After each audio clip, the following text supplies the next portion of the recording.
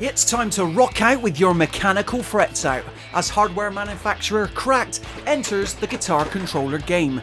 Let's see if it's got the goods. Hi there guys, it's Aaron here from All Out Gaming, and it'd be fair to say that we are well and truly in the middle of a rhythm game renaissance. Not just because the likes of Fortnite Festival continues to dominate the online airwaves, but also because we have hardware manufacturers, most noticeably PDP, releasing peripherals like the Riffmaster, which obviously if you're familiar with the channel, I reviewed just over a year ago. The PDP Riffmaster, as the first guitar peripheral newly made in over 8 years, it did a lot of things right. I awarded it a 4 out of 5 though, which meant it also did a little bit wrong. The Riffmaster is well and good, but if there's room for improvement, where else can we look for a better product? Enter the new Les Paul guitar controller from hardware developer Cracked. And isn't she a beauty?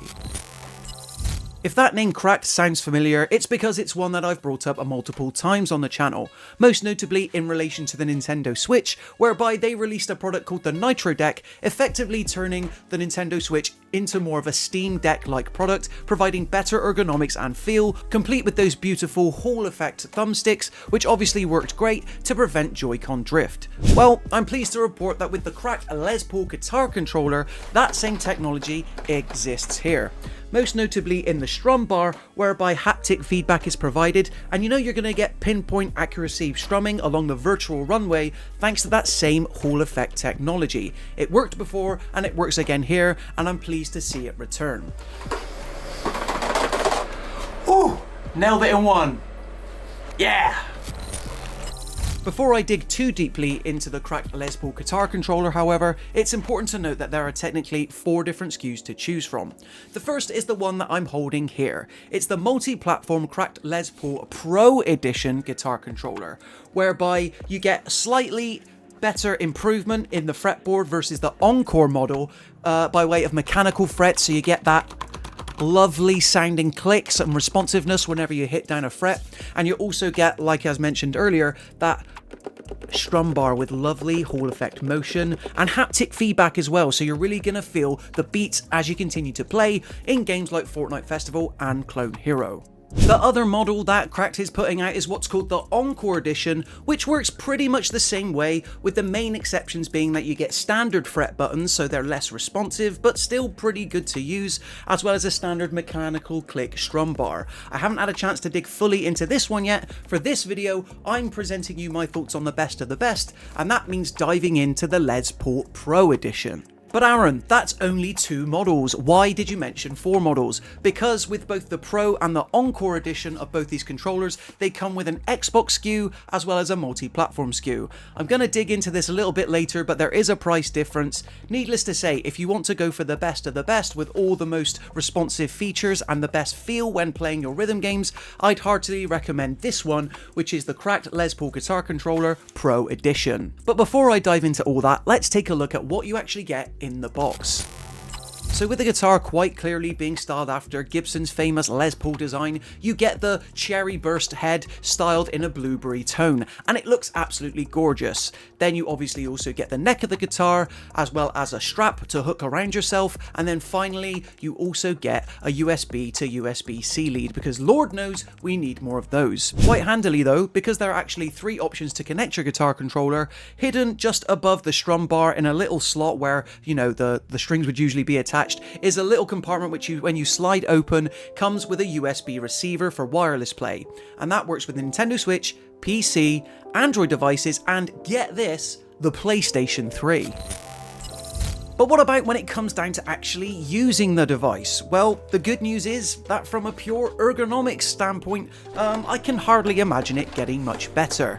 Yes, it's true that while the mechanical frets are going to be better than the ones you'll find on the Encore edition, whilst playing it, it feels really good, and crucially, the strum bar, because of that great sustain, means you don't have to worry about that spongy feel that even the Riffmaster from last year was pretty guilty of. Similarly, the whammy bar feels really good good and responsive to use whenever you want those sustained notes to suddenly get all jivey, but disappointingly, in terms of the standard fret neck that you end up getting out of the box, there is only the one set of 5 frets coloured red to orange, unlike the Riffmaster, which released last year, that came with both the top frets as well as the lower frets. Interestingly, Cracked, being a manufacturer that likes to appeal to the sensation and sentiments of collectors out there, video game collectors, what do you know, they're already selling optional fret necks that do come with different varieties and standards. It just means you'll have to pay a little bit extra.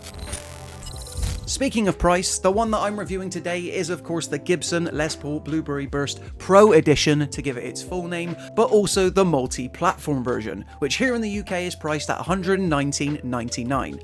As already mentioned, this version is compatible with PC, Nintendo Switch, Android devices and PS3, but if you want wholesale compatibility with the both Xbox consoles, being the Xbox Series X and the Xbox One, then you'll need to go for the Gibson Les Paul Blueberry Burst Pro Edition for Xbox, which is roughly £10 higher. This leads me to one of the few slight drawbacks with this controller, and that is the fact that it's still a controller that, while technically does work with every console, out of the box, in terms of the presets that you have on the mod dial here, it's gonna be an easier time for some platforms, especially compared to others.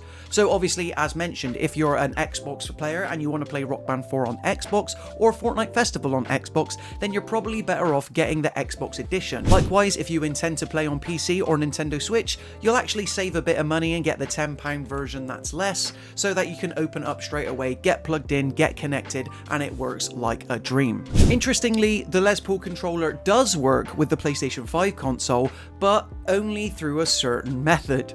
That certain method involves a rather unique function of the Cracked controller, which is here the mod dial, which comes with 1 to 9 presets that activate and work best depending on which version and which game you intend to play. Setting 1 of the Les Paul controller's mod dial is the standard PC mode, while the second setting is for dedicated pro mode within Fortnite Festival, whereas 2 and 3 work with the easy, medium, hard and expert settings in Fortnite Festival 2.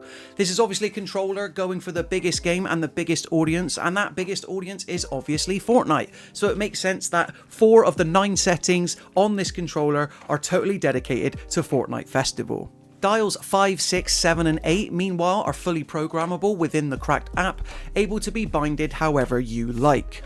Mod Dial 9 meanwhile is pretty special indeed, because it's entirely dedicated to what Cracked is calling Key Jam mode, and the reason it's called Key Jam mode is because it's left totally open. So this means in order to get it to work with PlayStation 5, you simply need to connect the controller to your PlayStation 5, set it to the 9th dial, whereby your console will recognise this as a mouse and keyboard.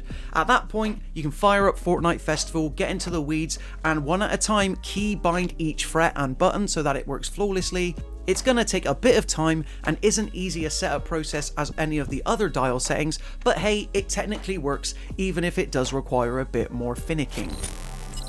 And this further bleeds into the love it or hate it nature of the Les Paul Cracked guitar controller, because just like every other Cracked product on the market, it is fully customizable inside and out, and that means in order to get the full extent of your controller, you want to link it up to the Cracked app, whereby you'll be able to tweak cool things such as the degree of the tilt you need in order to activate star power, such as the intensity of the RGB lights on the guitar neck, as well as the color and pattern of the RGB lights. That side of the guitar controller's customization I am a big fan of, because it is pretty simple and you get instant results.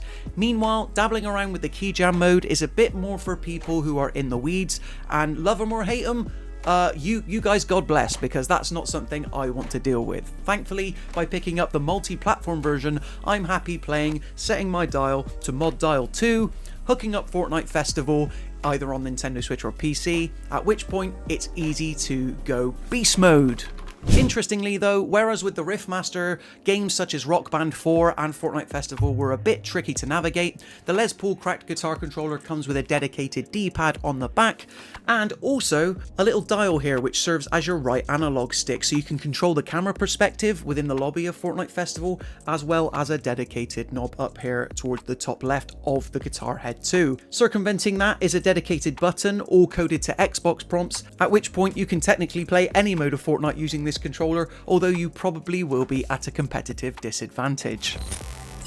So the Gibson Les Paul Blueberry Burst Pro Edition guitar controller then, what are my final thoughts? Overall, there is a lot to love. For instance, you've got the Gibson endorsed design. That is actually the Les Paul, which is something that the Riffmaster didn't have. That's more coded to the Telecaster design for guitar players out there. But I really love the Blueberry Burst design. Visually, it's spectacular. It's nice and lightweight, so you're never going to have it stress on your neck too much during long play sessions. And more importantly, the mechanical frets are bloody gorgeous, and so is the Hall effect strum board. Not too noisy, not too quiet, delivers a great sense of feedback.